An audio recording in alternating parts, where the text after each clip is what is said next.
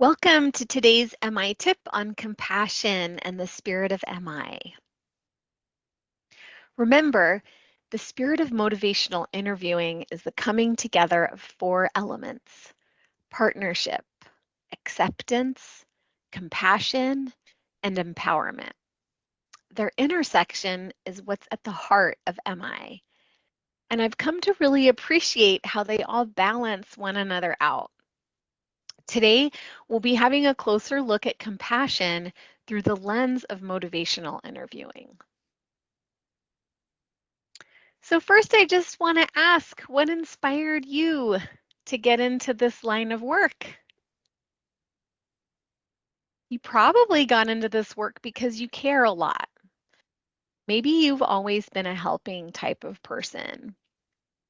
Maybe you've overcome some huge challenges and want to share your experience, strength, and hope with others. Being the giving and helping type, it's important that we also protect ourselves. We don't want to develop compassion fatigue.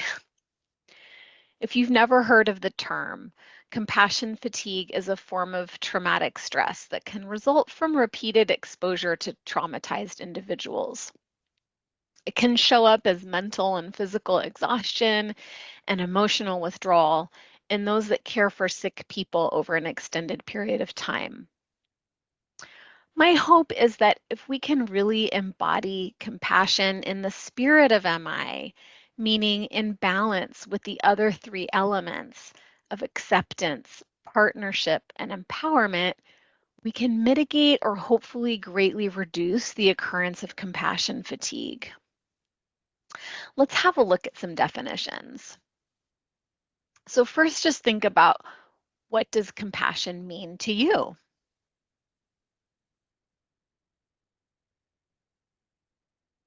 Here's one definition. This is from the Merriam-Webster Dictionary. Compassion, sympathetic consciousness of others' distress together with a desire to alleviate it. And here's a definition from the Motivational Interviewing 4th edition.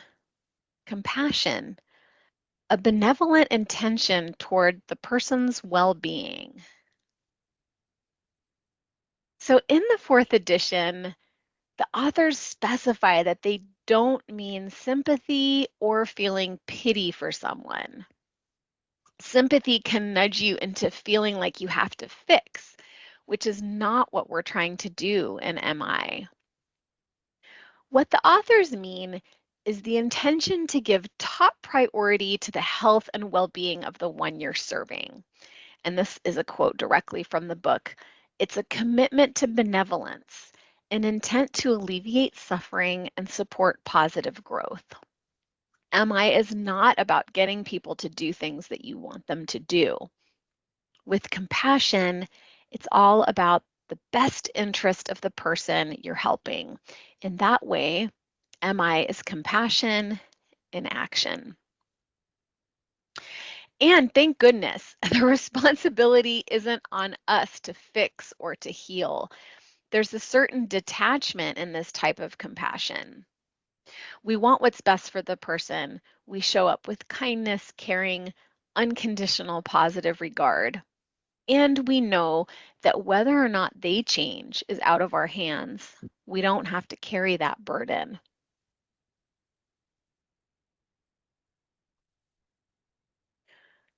So sometimes people are mean to themselves.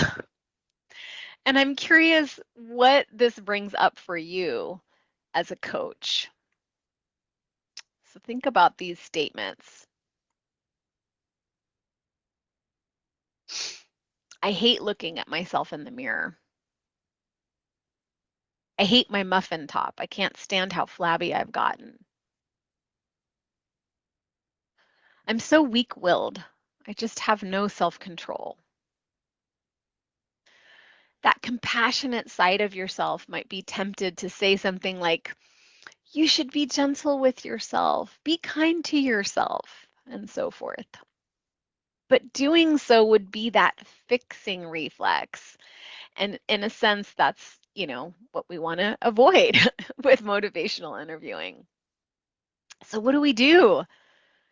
We balance our compassion with acceptance, partnership, and empowerment.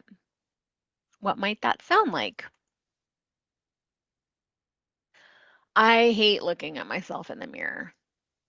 You're unhappy with your physical appearance right now. I can't believe I've let myself get to this point. You're disappointed in yourself. I am. I used to be so fit. You're remembering how good that used to feel. Yeah, it was so awesome, and now I'm just a slob. There's a part of you that's beating yourself up, and there's another part of you that's hopeful that you can get in shape again. Yeah, I guess that's true. What do you think might strengthen that hopeful part of you? I don't know. Seeing some progress, I guess. Seeing some positive changes would feel empowering. Yeah, so what should I do? Well, tell me more about progress for you. If you could fast forward and see future you engaged in the healthy habits that are getting you to where you want to be, what do you see yourself doing? So let's practice. These are the statements once again. Here's some practice statements. I hate my muffin top. I can't stand how flabby I've gotten. I'm so weak-willed. I just have no self-control. So what is your natural instinct when you hear these statements? Now, choose which one of these you want to respond to. And what does that compassionate side of you want to say? Now, try balancing your compassion with acceptance, partnership, and empowerment. What might that sound like? Please share your process in the chat. Let's learn from one another. Thanks for tuning in, and I'll see you all next time. Bye-bye.